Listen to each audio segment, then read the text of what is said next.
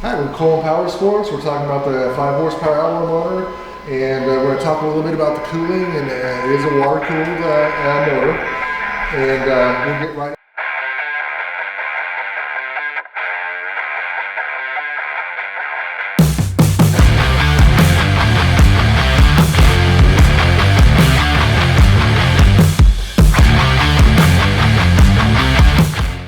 So we're talking about the 5 horsepower, the cooling system on it. It's real simple. You have your intake right here. So when you're using your motor, it has a drive shaft in it and basically an impeller with a pump right here.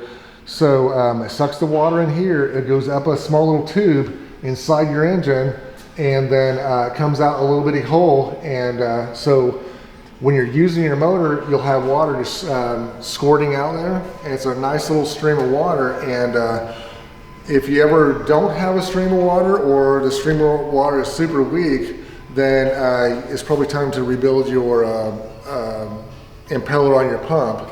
Not a super difficult thing. There's just a few steps that makes it easy to do.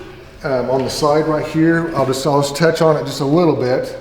On the side right here, there's a rubber cap.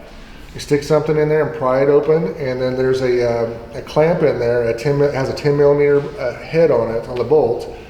You loosen it. You do not take that off ever, but you barely loosen it, and it'll let this rod slide through it. Whatever you do, don't take it completely off, because that's a whole problem. And then what I do is I take this corrosion resistant plate off, because it's easier to get to this bolt. Take this bolt off, and your whole bottom right here slides off, and your pump is right there.